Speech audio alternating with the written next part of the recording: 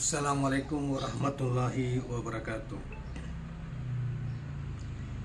Syukur alhamdulillah rekan sekalian, kembali kita berjumpa di Jejak Semesta 65. Saya berharap bahwa kita semua dalam keadaan sehat walafiat, selalu dalam lindungan Tuhan yang Maha Kuasa. Bagi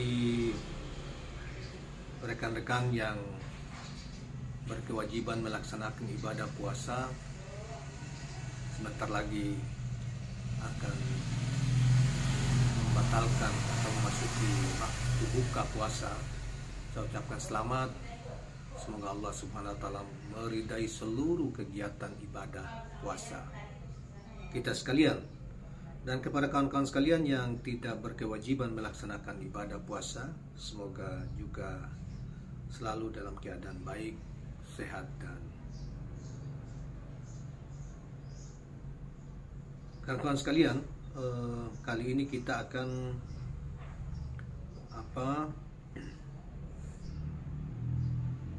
menyampaikan suatu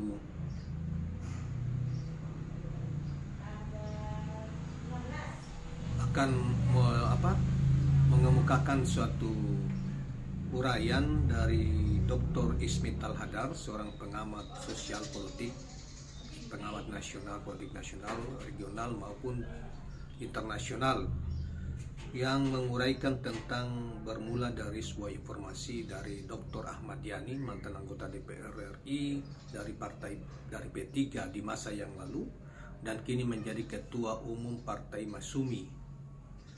Dia mengatakan mendapatkan informasi A1 bahwa Anies akan gagal menjadi capres bermula dari gerakan yang sekarang ini berlangsung, yaitu gerakan pencaplokan dugaan pengambil alihan Partai Demokrat yang melalui proses hukum PK yang dilakukan oleh kelompok Kepala Staf Kepresidenan Pak Muldoko. Dan yang kedua adalah upaya-upaya Firly Bahuri dan kawan-kawan gencar betul sampai sekarang terbongkar, sampai KPK teracak-acak seperti sekarang ini, upaya untuk mentersangkakan Anies walaupun tidak ada bukti kuat dalam kaitan masalah kegiatan Formula E. Nah, berangkat dari situ dia juga mendapatkan informasi-informasi itu. Soal informasi seperti ini dari tahun kemarin saya sudah dapatkan dan saya sudah buatkan video. Kita sudah buatkan video ini, jadi bukan hal yang baru.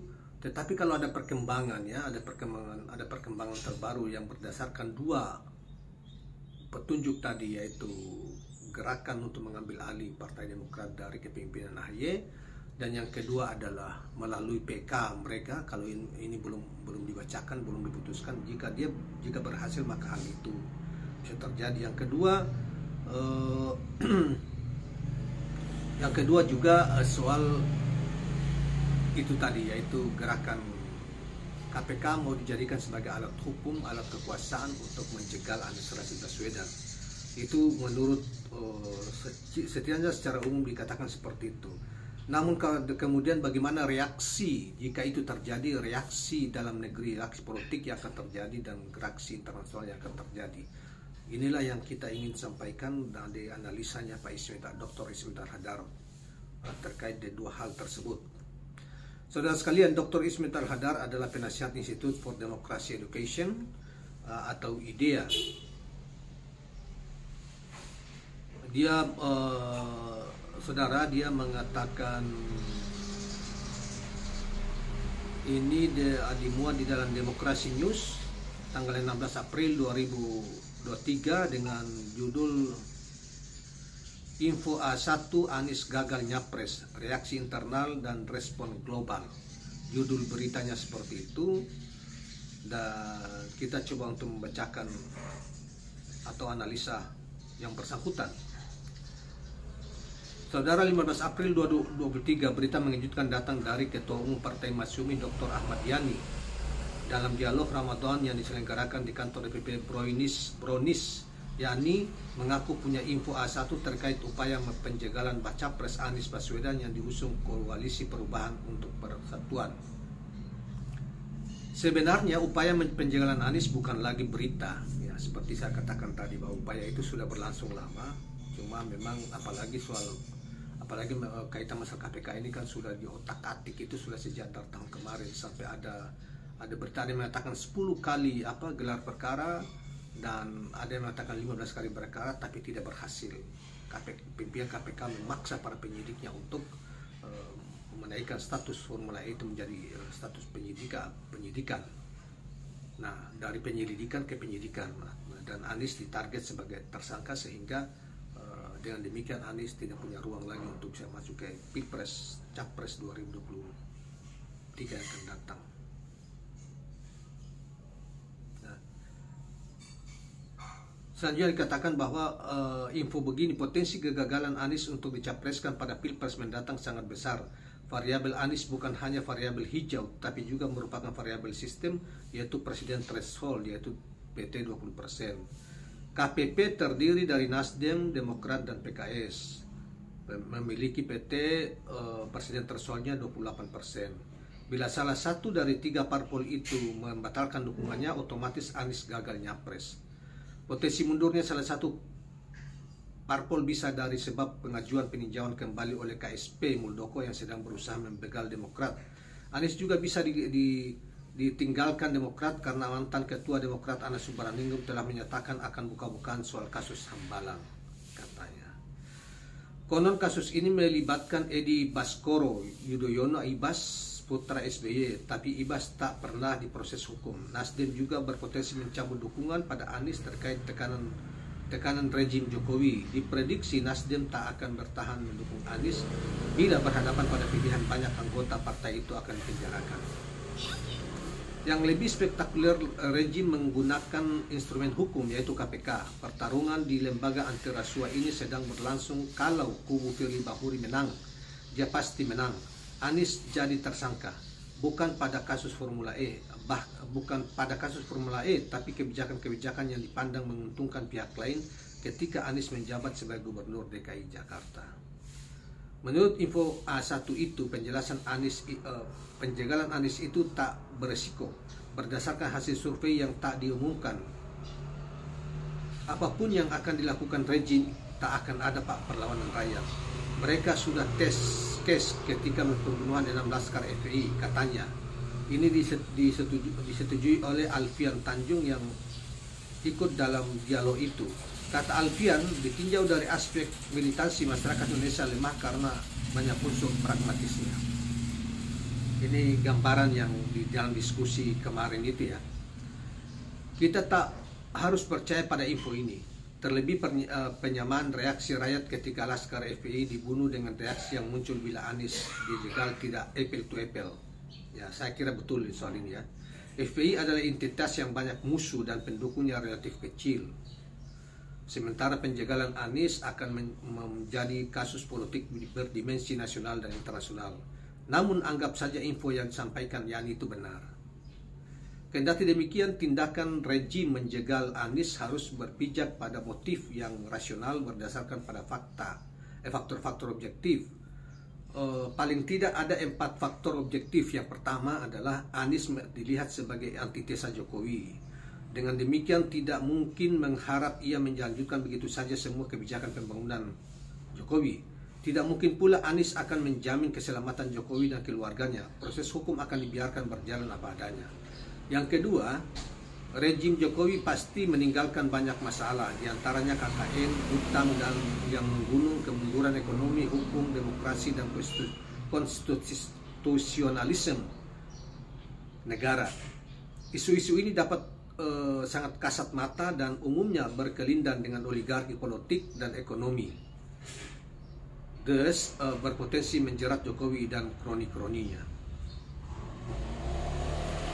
Kendati mustahil Anies dengan sengaja membongkar masalah-masalah ini dan membawanya ke meja hijau, bagi pelaku kejahatan yang berpikir serba politis, pelanggaran-pelanggaran yang mungkin mereka lakukan dapat dimanfaatkan Anies untuk meningkatkan popularitas pemerintahannya. Terlebih isu oligarki telah menjadi common enemy rakyat.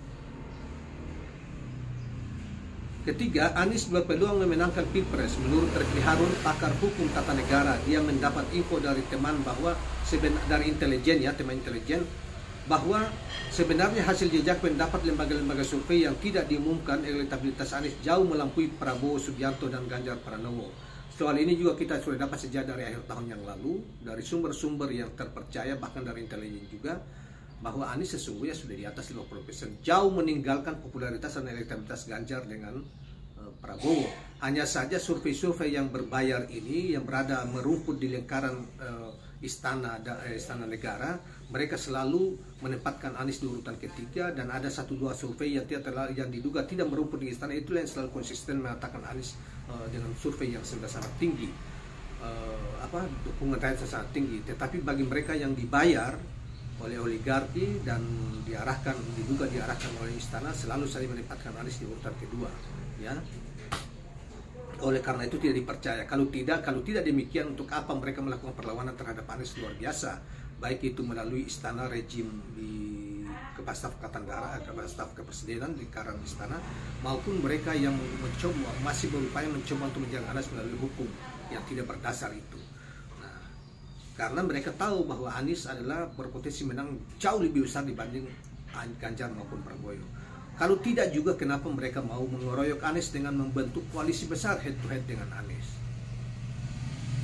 Karena mereka tahu bahwa Anies yang akan pemenangnya, bukan Anies yang paling tinggi surveinya, bukan mereka-mereka yang selama ini dipopulerkan oleh atau kita dibohongi dengan sajian-sajian survei yang mengatakan bahwa Ganjar dan Prabowo yang tertinggi, bukan Anies. Jadi tidak masuk akal, saudara sekalian. Jadi hasil jejak pendapat terakhir lembaga survei LSI Jenny JA mengungkapkan bila Anies dipasangkan dengan AHY, maka mereka akan mengalahkan Prabowo dengan pasangannya dan Ganjar dengan pasangannya. Tidak mesti info dari Refli dan hasil survei LSI akurat, namun fenomena ini menjelaskan bahwa Anies adalah kompetitor serius bagi baca-pres lain. Upaya pembentukan koalisi besar yang diinisiasi Jokowi untuk melawan Anies menggambarkan hal tersebut. Benar kan? Analisa kita sama dengan yang dikemukakan oleh Ismital Hadar ini. Faktor keempat adalah Anies mendapat simpati negara-negara demokrasi di Amerika Utara, Eropa, Jepang, Korea Selatan, dan Australia. Dukungan mereka, khususnya Amerika Serikat, terkait dengan persaingan Amerika Serikat dan Cina di Indo-Pasifik. Nah, ini aspek internasionalnya, analisa internasionalnya. Dalam konteks ini Indonesia jadi rebutan karena lokasinya yang jauh strategis, pasarnya besar dan sangat krusial dari sisi militer. Karena itu Cina sedang mengincar Indonesia untuk dijadikan sekutu junior. Walaupun Cina ya telah menipu Indonesia, dan hari-hari ini kan rame ya soal kereta cepat itu, yang kemudian meminta supaya utang-utang Indonesia itu, APBN Indonesia dijadikan sebagai jaminan bagi utang kereta cepat Cina, investasi Cina kereta cepat itu ke Indonesia, bagi Indonesia, dengan bunga yang tinggi dibanding Jepang cuma 0,1%, sementara Cina melampaui di atas 3%.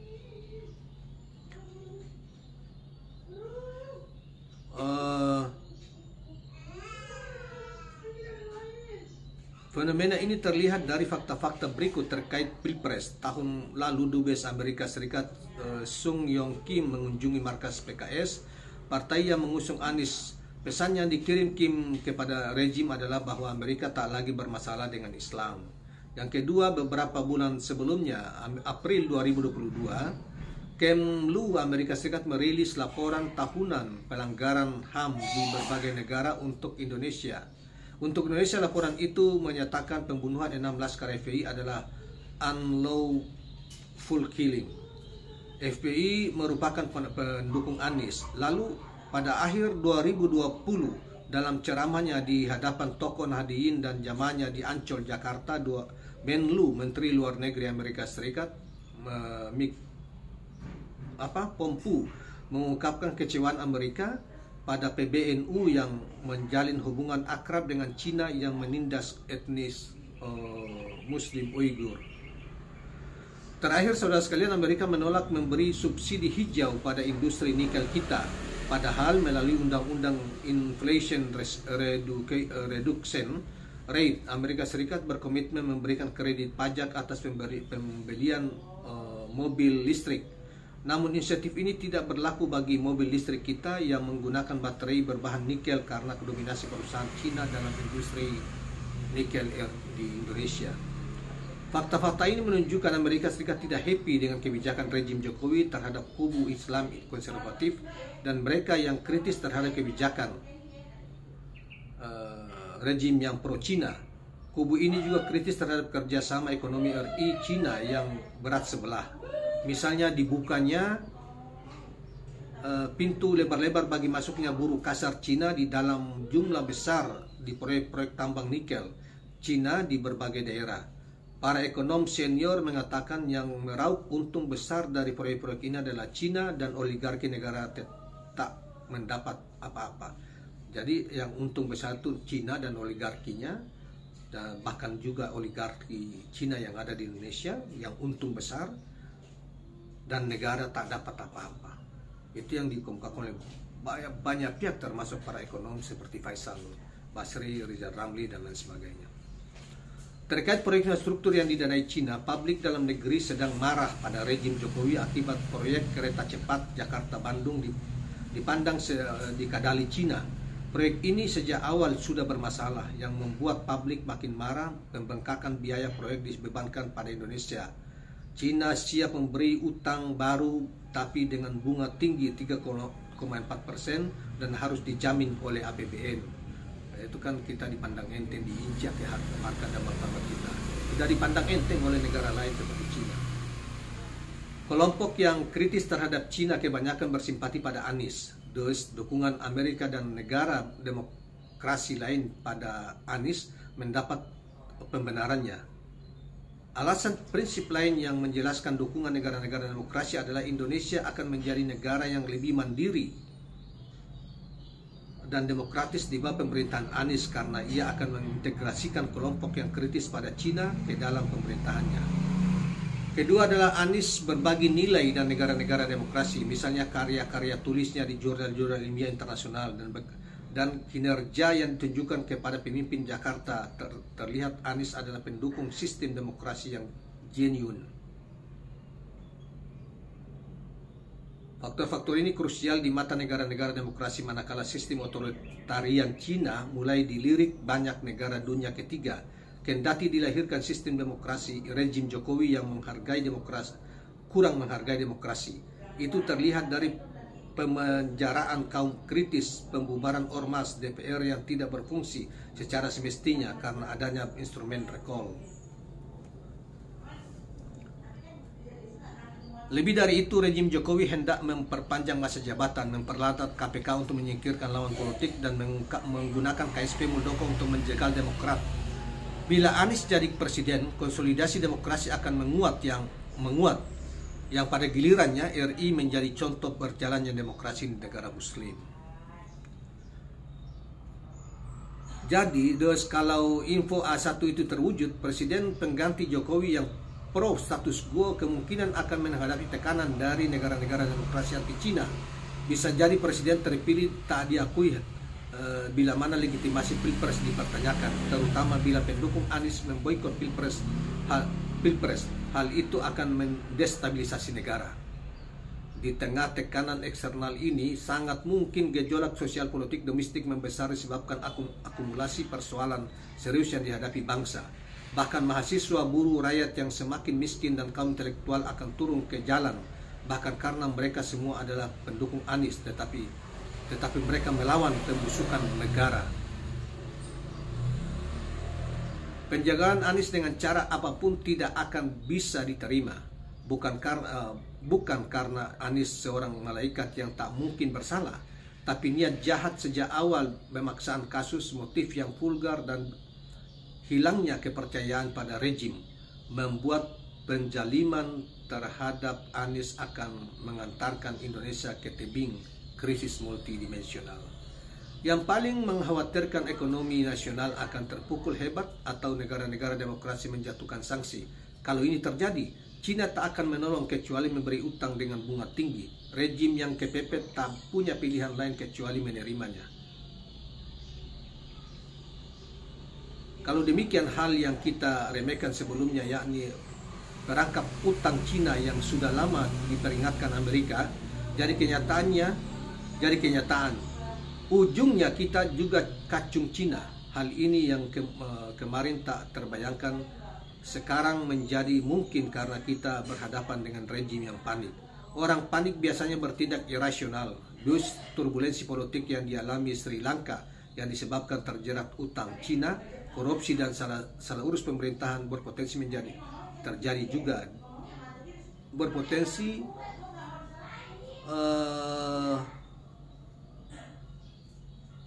terjadi juga di sini. Allahu a'lam bishawab. Nah, saya kira bukan wallahu a'lam bishawab, tetapi saya kira potensi itu sudah mulai nampak. Ini karena bulan Ramadan, dari awal-awal Ramadan aja begitu banyak buruh dan para para mahasiswa sudah turun di jalan, terutama DPR dan juga di beberapa daerah yang sangat ramai. Justru ketika puasa semakin berkembang hari ini, ketidakpuasan itu semakin berkembang di masyarakat hari ini kepada pemerintahan Jokowi yang dianggap sudah mulai kehilangan legitimasinya, terutama apalagi soal utang Cina, utang negara yang membebani rakyat yang luar biasa di masa depan. Ini akan semakin kehilangan, pemerintah Jokowi semakin kehilangan kepercayaan. Ditambah lagi upaya-upaya untuk menjegal demokrasi, menjegal capres-capres yang didukung oleh mayoritas rakyat, itu akan membuat berbahaya bagi posisi pemerintah di masa yang akan datang. Oleh karena itu kita harap supaya rejim Pak Jokowi, terutama Pak Jokowi sendiri, tidak usah sibuk mengurus tentang proses pergantian dirinya di pemilu yang akan datang, tetapi fokus untuk bekerja memulihkan ekonomi di sisa waktu yang tersisa dan menjaga nama sehingga siapapun yang terpilih di pilpres yang akan datang bisa memberi penghargaan yang setimpal dengan apa yang Anda lakukan di masa pemerintahan Anda. Oleh karena itu, usaha untuk menjegal Anies dengan berbagai macam cara akan hanya menimbulkan masalah besar bagi bangsa ini di masa yang akan datang. Kawan-kawan sekalian, demikianlah uraian ini kita sampaikan, semoga bermanfaat dan jangan lupa subscribe, like dan share channel ini. Assalamualaikum warahmatullahi wabarakatuh.